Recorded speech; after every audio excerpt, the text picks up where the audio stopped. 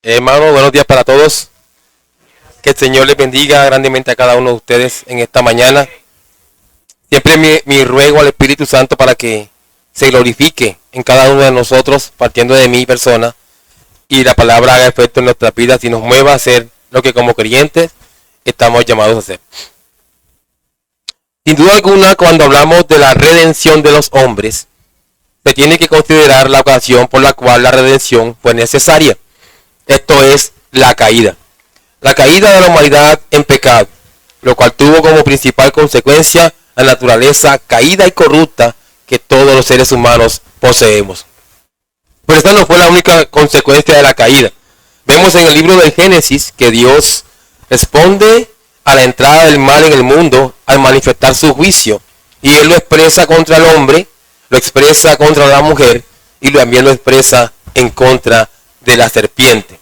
Una vez que Adán y Eva confiesan su pecado delante de Dios, de haber desobedecido el mandamiento de no comer del fruto del árbol, leemos en Génesis capítulo 3, versículo 14, y Jehová Dios dijo a la serpiente, por cuanto esto hiciste, maldita serás entre todas las bestias y entre todos los animales del campo. Sobre tu pecho andarás y polvo comerás todos los días de tu vida. Aquí vemos el juicio de Dios sobre Satanás, quien asumió la forma de una serpiente y tanto a nuestros primeros padres en el jardín del Edén cayó todo este mal. Este se tomó la forma de serpiente y se propuso tentar a nuestros primeros padres en el Edén. Así el primer juicio de Dios cae sobre la serpiente y dice que de ahora en adelante será una criatura que se arrastrará sobre su vientre. Será una criatura deslizándose en el polvo. Pero más allá de la forma de la maldición, la afirmación más poderosa que tenemos y que es tan importante para nuestro entendimiento del drama de la redención es la afirmación de Génesis 3:15, que es el texto que vamos a considerar en esta mañana. Dice el texto, y pondré enemistad entre ti y la mujer, y entre la simiente y la simiente suya. Vamos a dejarlo allí, en estos momentos. Hay un pasaje en las Escrituras que uno pueda describir como un pasaje crucial y definitivo, es Génesis 3:15. Y me refiero a la esperanza que hay para los hombres una vez el pecado entra en el mundo. Leamos nuevamente este texto en las Escrituras, Génesis 3:15, completo. Dice así la palabra del Señor, y pondré enemistad entre ti y la mujer, y entre tu simiente y la simiente suya. Esta te herirá en la cabeza y tú lo herirás en el calcañar. El título para esta enseñanza es El Salvador Prometido, como lo propone aquí el texto, el Salvador Prometido. Vamos a ver 4 elementos que se muestran ahí en el texto. Veremos en primer lugar 2 líneas de simientes. En segundo lugar veremos un principio que se repite a lo largo de todo el Antiguo Testamento.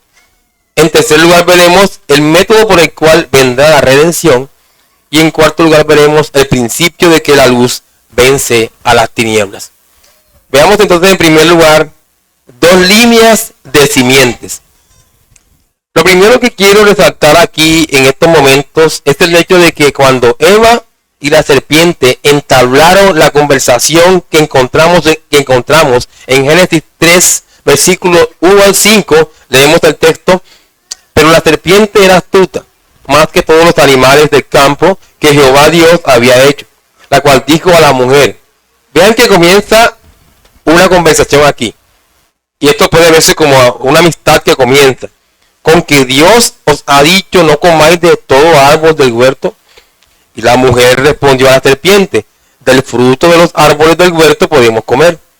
Pero el fruto del árbol que está en medio del huerto, dijo Dios, no comeréis de él, ni le tocaréis para que no muráis. Sigue la conversación. Entonces la serpiente dijo a la mujer, no moriréis, sino que sabe Dios que el día que comáis de él, serán abiertos vuestros ojos y seréis como Dios, sabiendo el bien y el mal.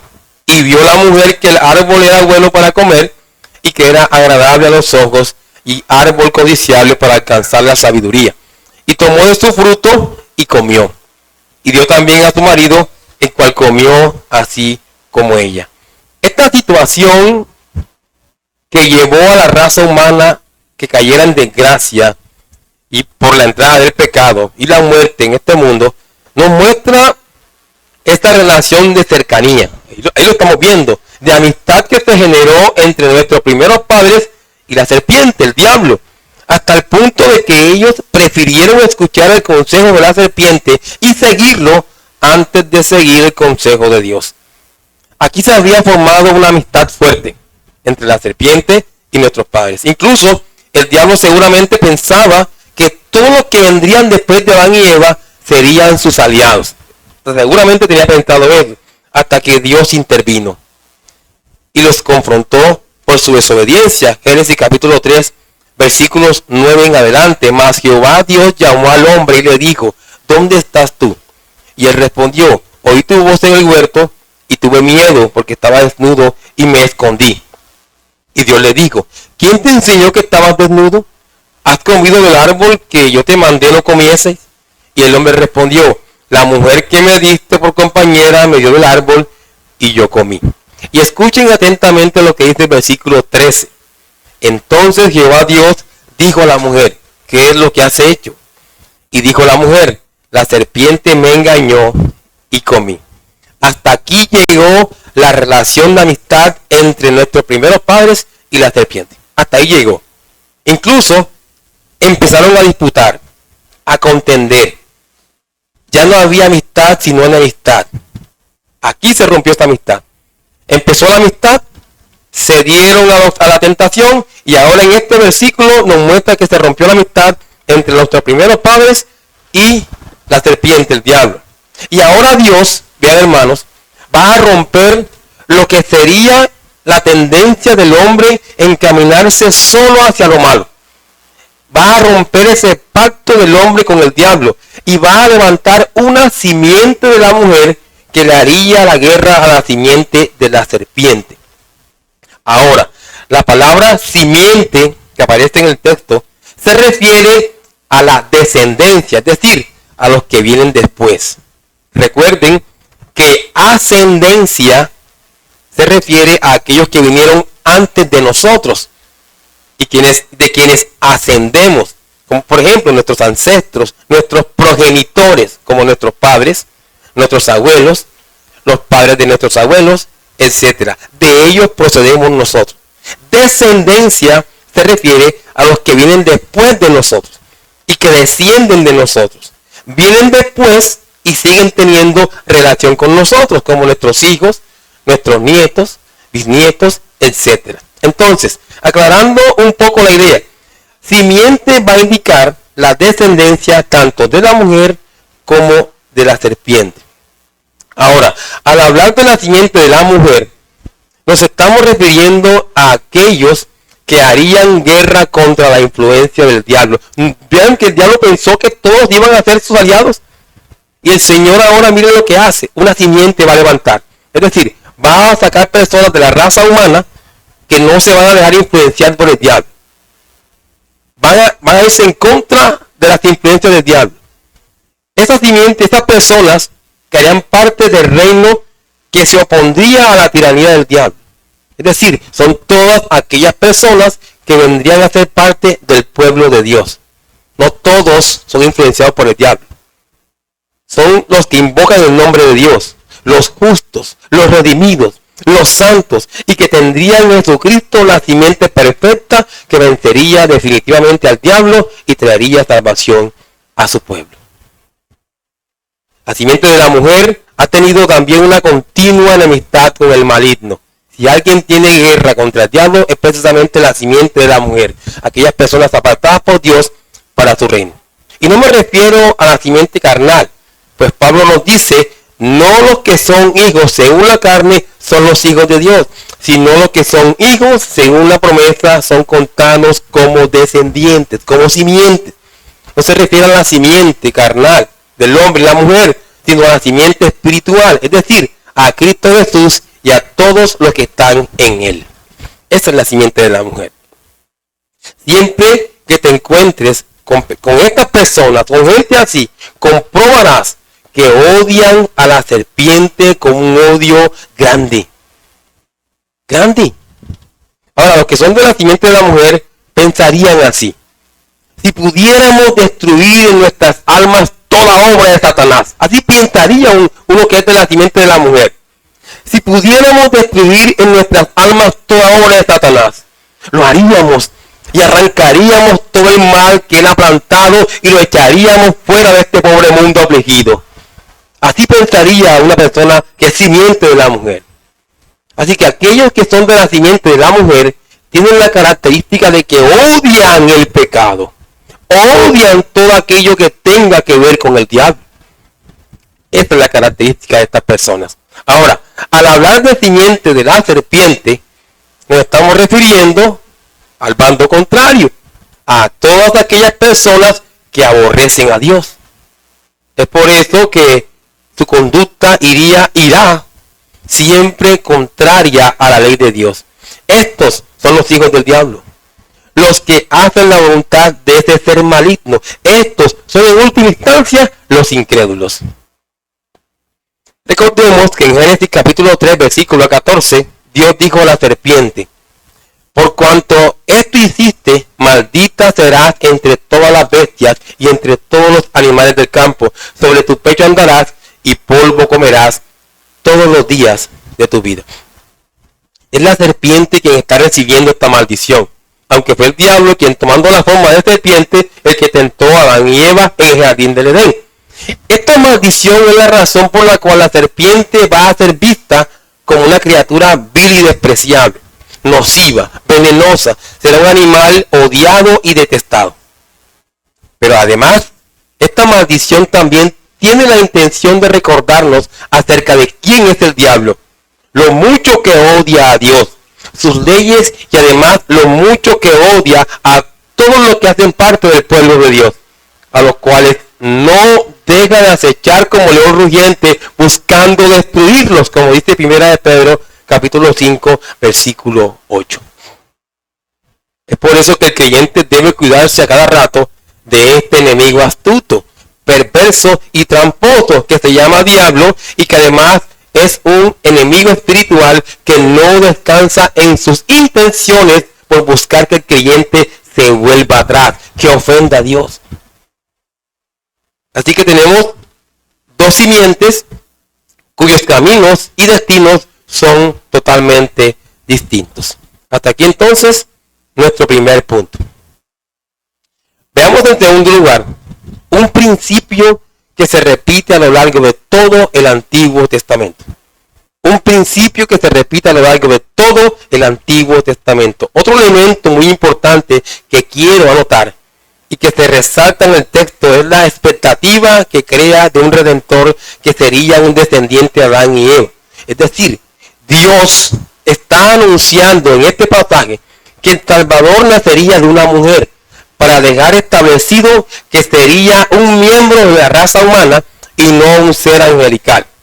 Además, esta simiente de la mujer sería un defensor de la causa de Dios y se opondría radicalmente al diablo. Y sin duda alguna, esta simiente es el Señor Jesucristo, el Salvador. Y lo que veremos en estos momentos a través de unos pasajes bíblicos es que desde el Antiguo Testamento ya la promesa contempla que el método de salvación es solo Cristo, solo el Mesías. Luego de que en Génesis 3:15 se nos anuncia la venida del Salvador, en Génesis capítulo 22, versículo 28, la Biblia es más específica y nos va a decir que sería un descendiente de Abraham. En tu simiente serán benditas todas las naciones de la tierra, por cuanto obedeciste a mi voz.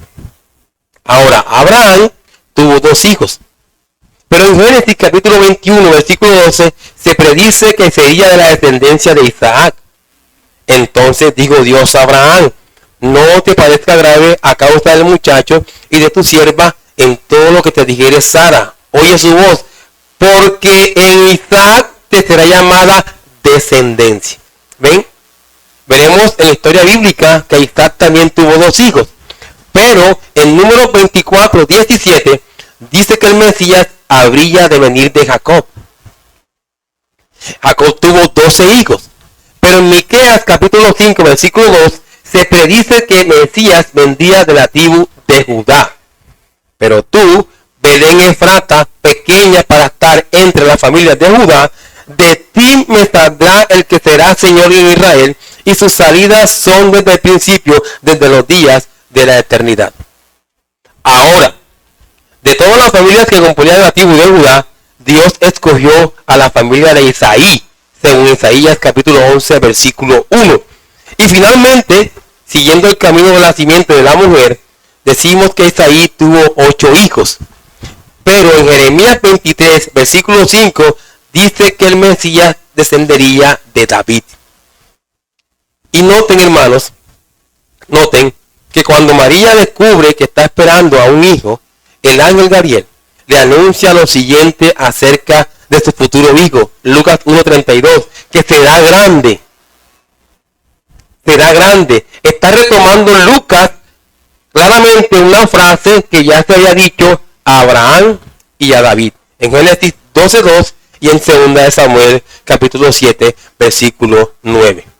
Y es con respecto a su hijo que cantamos: un niño nos es nacido, hijo nos es dado, y el principado sobre su hombro, y se llamará su nombre admirable, consejero, Dios fuerte, Padre eterno, príncipe de paz.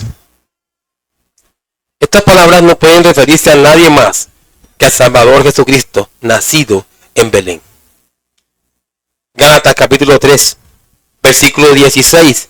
Ahora bien, a Abraham fueron hechas las promesas, y a su simiente. No dice y a las simientes, como si hablase de muchos, sino de uno, y a tu simiente, la cual es Cristo. Cristo, hermanos, es el más grande de todos los descendientes de Abraham. Y noten que el diablo no se quedó quieto cuando el Señor nació de la Virgen María. No se quedó quieto el diablo, hasta el punto de que inquietó a Herodes para que lo matara. Y la muerte de los niños de Belén nos muestra que el diablo intentó matar al Señor, pero no pudo. Veremos entonces después que 30 años cuando el Señor empezó su ministerio, el diablo en Mateo capítulo 4 lo tentó 3 veces para al final huir de su presencia.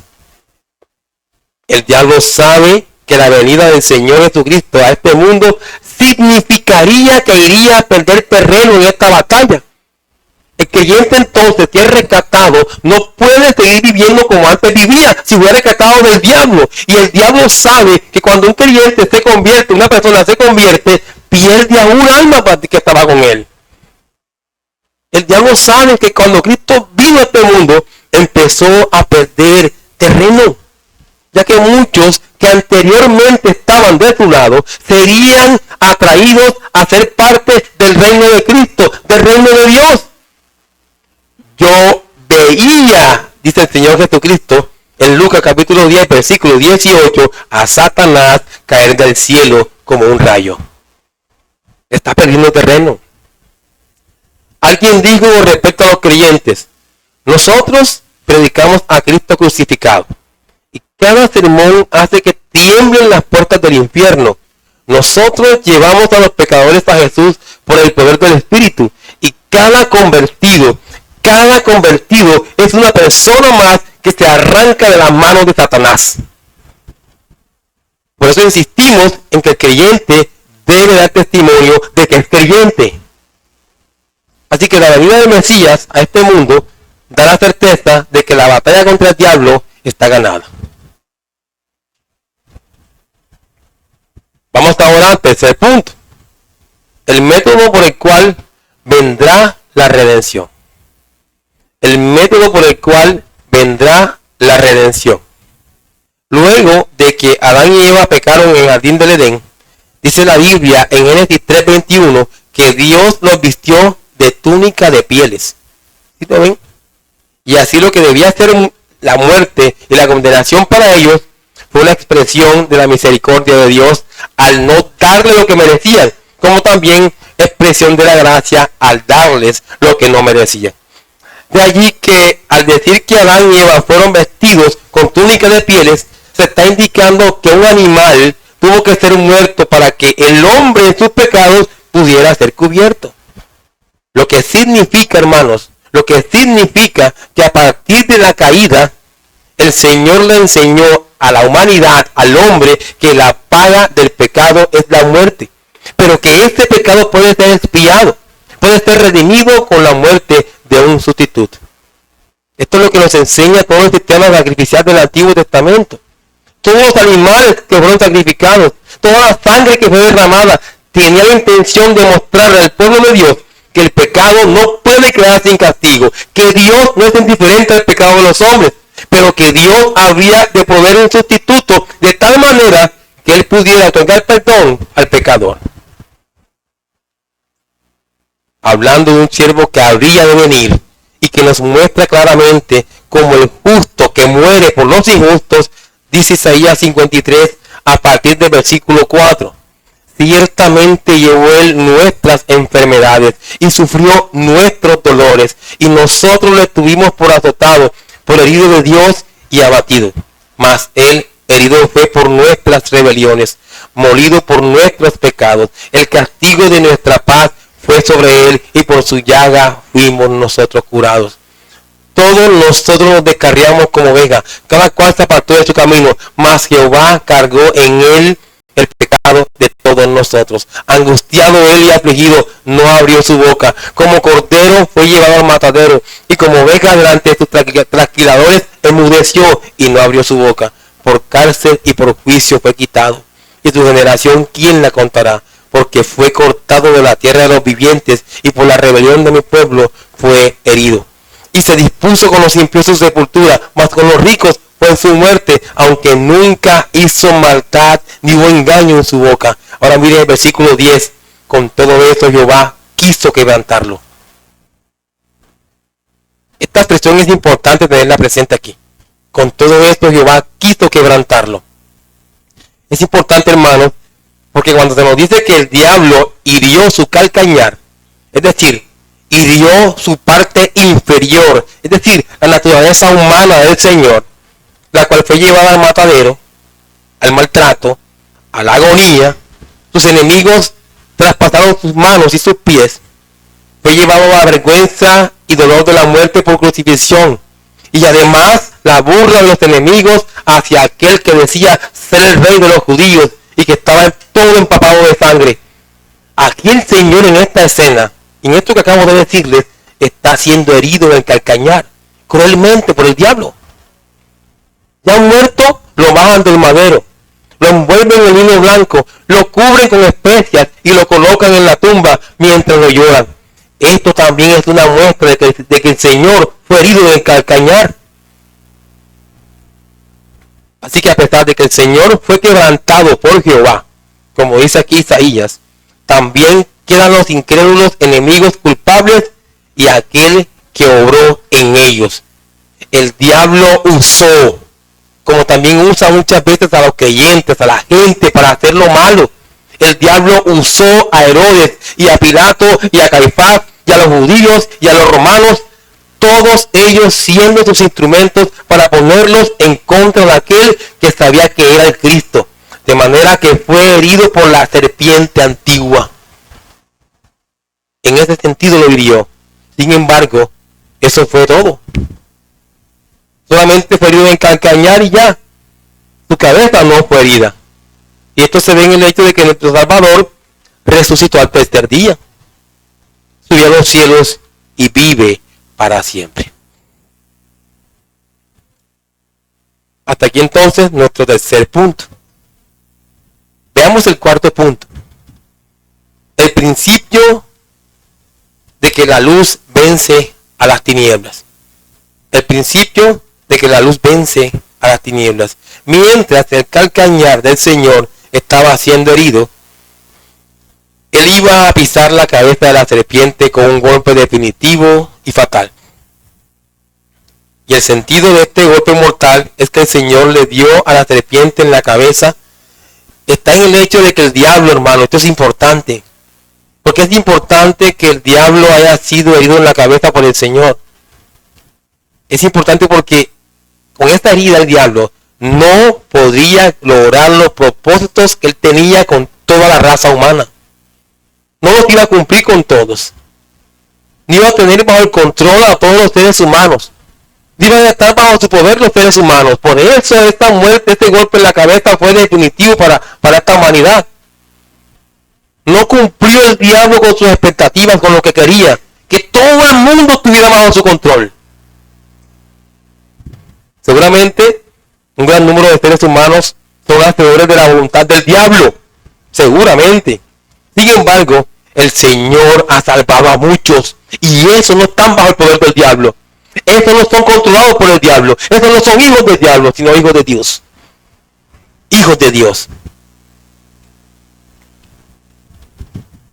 Ha salvado a muchos. Y el día vendrá cuando el Señor limpiará la tierra entera del rastro perverso de esta serpiente. De tal manera que el mundo entero se llenará de alabanzas a Dios. Pero todos no están bajo el poder del diablo. Como diría un famoso predicador, la serpiente pensaba que este mundo sería el escenario de su victoria sobre Dios y el bien. En vez de lo cual ya es el más grandioso teatro de sabiduría divina, de amor, gracia y poder. Ni el cielo mismo resplandece tanto con misericordia como la tierra, pues es aquí que el Salvador derramó su sangre. Y la derramó para vencer y traer muchos a la gloria. Imagínense el perverso gozo del diablo cuando convenció a nuestros primeros padres para que desobedecieran a Dios y comieran del fruto prohibido. Imagínense el gozo de ese ser. Esto generó entonces la entrada de la muerte al mundo. Es como si pensara, no hay nada más que hacer para ustedes. Les espera volver al polvo de donde fueron tomados y nada más. No habrá nada más para ustedes, terrícolas. Qué cruel es este ser. Qué cruel es este ser. Entonces, tengan presente que cuando hacen lo malo, es indicio de que estás haciendo la voluntad del diablo antes que la voluntad de Dios. Y nosotros los creyentes no obedecemos a un enemigo derrotado, ni mucho menos que nos pasa acusando y nos quiere destruir. Nosotros los creyentes obedecemos a nuestro Señor, aquel que dirige nuestra vida, aquel que gobierna nuestros corazones. Así que ese plan del diablo no se cumplió como él quería. Pero ahora, es aquí que nuestro Señor Jesucristo, cuyo calcañar fue herido, ha resucitado de los muertos. Y nos ha dado una garantía de que todos sus seguidores también resucitarán de entre los muertos. Así Satanás es anulado, pues la muerte no retendrá ningún hueso, y ni siquiera un trozo de huesos de alguno de los que pertenecen a la simiente de la mujer. Al sonido de la trompeta del arcángel se levantarán desde la tierra y desde el mar, y este será su grito: ¿dónde está, oh muerte, tu aguijón? ¿Dónde, oh sepulcro, tu victoria? Sabiendo esto, Satanás siente ya que por la resurrección su cabeza está aplastada. Está aplastada. ¿Y saben qué, hermanos? ¿Saben qué? Gloria sean dadas a Cristo por esto.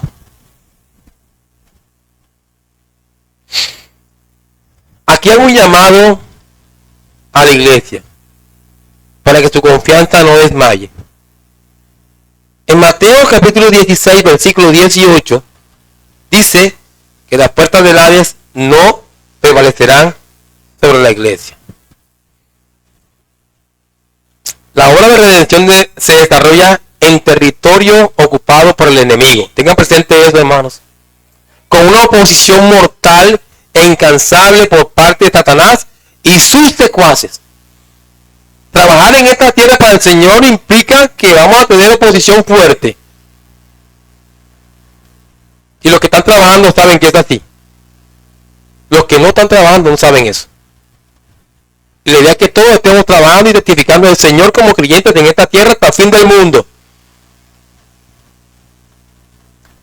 a pesar de que tengamos oposición, a pesar de que haya enemigos fuertes, y ese enemigo fuerte levante gente en contra de nosotros, debemos estar equipados y listos para la batalla. Pero con la certeza de que la batalla decisiva contra el enemigo ya ha tenido lugar y ha sido ganada. Nosotros los creyentes estamos luchando contra un enemigo derrotado. No en vano somos más que vencedores, hermanos.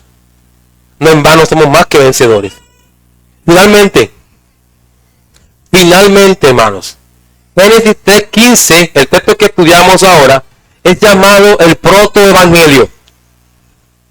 Génesis 3:15 es llamado el protoevangelio, es decir, la primera promesa de redención en la escritura. La palabra proto significa primero en el orden, en una serie. Y así, cuando llamamos a este texto en Génesis el protoevangelio, estamos diciendo que tenemos en Génesis 3 el primer anuncio del evangelio. El primer anuncio de la promesa de redención. No es ciertamente el último, no es el último anuncio o declaración de parte de Dios, porque la Biblia realiza muchos anuncios del evangelio, pero este se levanta como el primero entre muchos. Protoevangelio. Aquí, en este pasaje se anuncia la venida del Mesías como la única solución al problema del pecado del hombre. No hay otro camino, no hay otra solución. Desde Génesis 3:15 la Biblia nos enseña que el único camino para el perdón es Cristo, solo Cristo. También se anuncia que el diablo lo habría de herir, es decir, sufriría este Cristo, moriría cruelmente en la cruz. Sí, claro que sí. También se nos dice que el Señor le aplastará la cabeza a la serpiente, lo que indica que vencería al diablo. La muerte de Cristo no fue una derrota. Cristo con su muerte venció la muerte y al diablo. Hermanos, el Señor Jesucristo murió en la cruz del Calvario. Fue sepultado, pero resucitó al tercer día. Él no fue herido en la cabeza, fue herido en el calcañar. Por eso podemos decir que resucitó al tercer día, subió a los cielos y ahora está sentado a la diestra de Dios Padre. Nosotros como creyentes hemos sido resucitados juntamente con Cristo en un sentido espiritual, para que ahora no seamos esclavos del pecado, ni propiedad del diablo, sino que seamos de Cristo. Cristo está en nosotros y nosotros en Él, lo que nos da la garantía de que el diablo no va a cumplir sus propósitos en nuestra vida, hermanos. No los va a cumplir. Y tu vida de testimonio da razón de que el diablo no está ganando la partida en tu vida.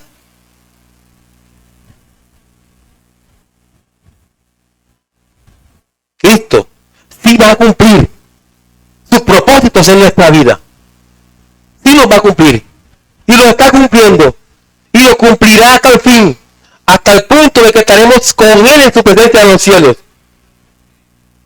Y si Cristo cumple sus propósitos en nuestra vida, gozaremos de su cuidado, gozaremos de su atención,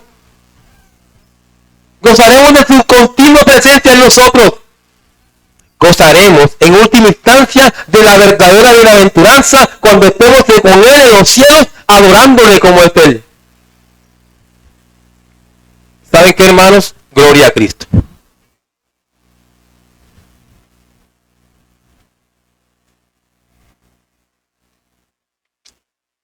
Vamos a aplicar este texto de hoy a los creyentes y le hacemos una invitación a aquellas personas que no creen. Traigo estas primeras palabras de aplicación para aquellas personas que hacen parte de la simiente de la mujer. Es decir, los salvos, los redimidos, los justos. Les digo que personas como Caín, Lamec, Faraón, Balaán, Herodes, Judas y un largo etcétera, Son personas que decimos que eran parte de la simiente de la serpiente. Y lo digo porque ellos no vacilaron en dar testimonio de eso. Es decir, ellos con su conducta, oye creyente, con su conducta mostraban que eran de la simiente de la serpiente, hijos del diablo. Una persona que no se interesa en Dios es un hijo del diablo. A una persona que no le importa la palabra de Dios es un hijo del diablo. Pues estos hombres que están aquí son hijos del diablo. Si vemos la historia bíblica, ellos eran diligentes, esforzados y valientes en ser como eran, impíos. Eran incrédulos y andaban como incrédulos. Luego tenemos a Abel, Enoc, aquel que fue llevado por Dios, a Noé, gente que se dedicó su vida entera para el servicio del Señor. Abraham, a Moisés, Josué, Esther, mujeres, Ruth, Samuel, David, Isaías, Jeremías, Daniel, Pablo, los apóstoles, Esteban, etc. Son muchos santos que puedo mencionar aquí y me quedo corto.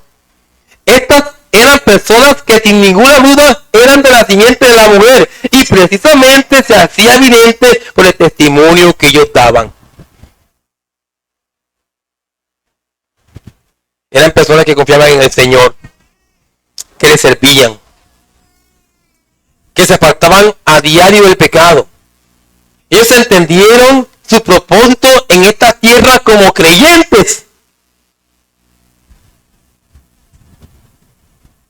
Estas personas eran diligentes, esforzadas y valientes en glorificar a Dios con su vida todos los días.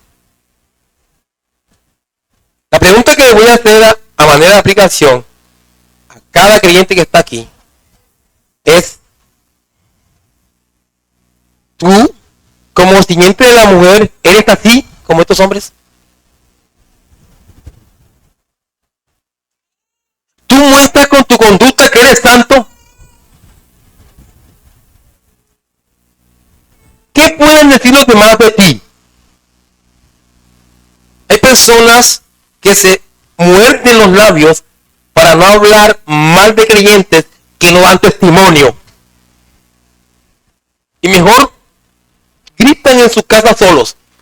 Porque este creyente da tan mal testimonio que aguanta que sepa todo el mundo eso. ¿Qué piensan los demás de ti? ¿Qué dicen los demás de ti? ¿Cuánto sirves a Dios? ¿Cuánto sirves a Dios? ¿Qué tanto amas a tu prójimo como a ti mismo? ¿Qué tanto te niegas a ti mismo? ¿Qué tanto a diario tomas tu cruz cada día y le sigues al Señor?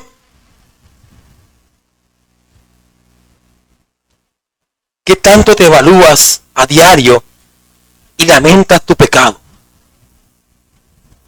Lamentaciones dice que si vas a lamentarte en algo, que sea por tu pecado. Porque cuando pecas ofendes a Dios. Cuando no haces lo que debes hacer como creyente, ofendes a Dios. Y muchos hacen eso como si nada pasara. Así que creyente, ¿qué tanto hermanos te evalúas? ¿Qué tanto te evalúas? Y finalmente te quiero preguntar, ¿qué tanto eres mejor creyente cada día? Esa es la idea de nuestro cristianismo, ser mejor cada día. Y cada quien debe ser consciente, tú como creyente tienes que ser mejor creyente cada día. Si no, ¿qué sentido tiene?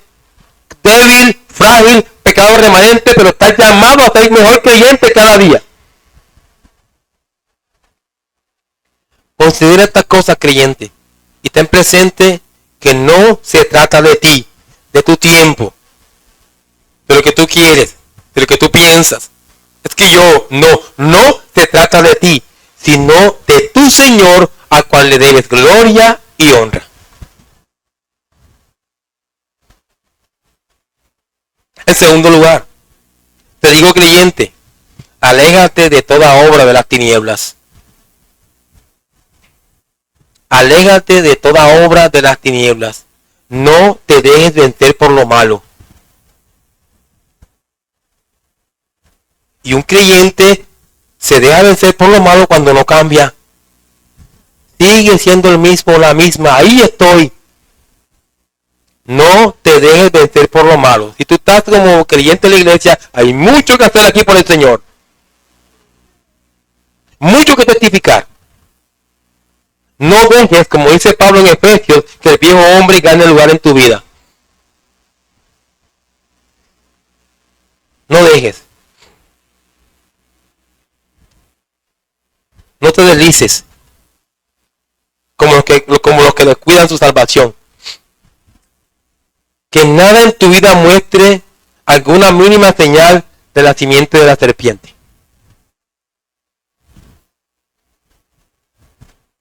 Porque si tú eres creyente, que se olvide el diablo que te va a poseer. Que se olvide de eso. En tercer lugar, si algo anhelas en esta vida, que no sea porque tenga falta de contentamiento. Yo creo que estoy mejor si tuviera esto. Así muchas personas viven el cristianismo. No son felices. Yo creo que estoy mejor si tuviera esto. Así muchos creyentes piensan. Y como no tienen eso que creen que deben tener para estar mejor, son infelices. ¿Y Cristo dónde queda en tu vida? ¿Dónde queda Cristo en tu vida si no eres feliz? Hermano, repito, si algo anhelas en esta vida que no sea porque tengas falta de contentamiento. Si algo anhelas en esta vida que sea parecerte más a tu Señor Jesucristo.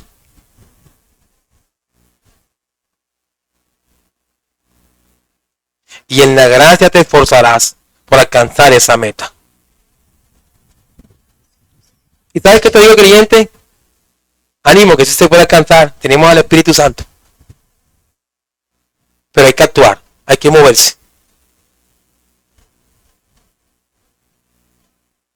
Ten confianza en tu Señor, creyente. Finalmente, para los incrédulos, Génesis 3:15 fue el texto que estudiamos hoy y que es llamado el protoevangelio, lo dijimos al final. Es decir, el primer anuncio del evangelio. La buena nueva. Ese se anunció luego de que Adán y Eva desobedecieron a Dios, lo que nos muestra una realidad que hace eco a lo largo de toda la Biblia. Y es que el mayor problema del hombre es el pecado.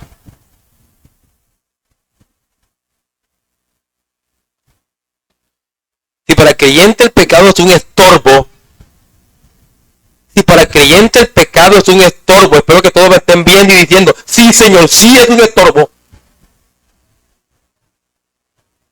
que no lo deja crecer en la fe como debiera, miserable de mí clama cada día, como dice el apóstol Pablo. Si para el creyente el pecado es un estorbo, para ti, amigo incrédulo, el pecado te tiene esclavizado. Tú eres un esclavo del pecado. Tú eres enemigo de Dios.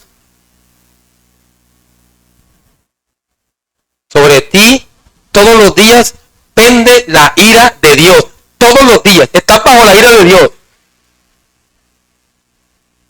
Y como te mueras en estos momentos, despertarás en la triste realidad de una condenación eterna. Para decirte esto ahora, que estás aquí vivo, eso no tiene que ser así. No tiene que ser así. Aunque tú a diario practiques el pecado, porque el pecado gobierna tu vida. El pecado es que en última instancia hará que te condenes. No creas lo que la gente dice porque hiciste una buena obra, que eres una buena persona y que eres un buen samaritano. No, no lo eres. Eres un incrédulo. Si no crees en Jesucristo, eres un incrédulo, impío. El diablo es tu señor. Estás luchando del lado del diablo en contra de Dios. Y esa es una pelea perdida, amigo incrédulo. Es una pelea perdida. Así que, ante la realidad de tu pecado, necesitas urgentemente arrepentirte. Por lo que yo en estos momentos veo la urgente necesidad de anunciarte las buenas nuevas de salvación en Cristo. Y te digo que el Señor, que el Dios Todopoderoso envió a su Hijo a esta tierra, siendo Dios hecho hombre, vino a esta tierra a morir en una cruz, como el peor de los pecadores. ¿Sabes para qué, amigo incrédulo? Para que todo aquel que en él crea no se pierda, mas tenga vida eterna. Así que solo Cristo te puede reconciliar con el Padre. Solo Cristo puede llevarte a que dejes de ofender a Dios con tu pecado. Solo Cristo puede dar perdón a tu vida por tu pecado. Así que, reconociendo tu condición pecaminosa, reconócela, tu condición pecaminosa, arrepiéntete de tus pecados y ven a los pies de Cristo. Vamos a orar.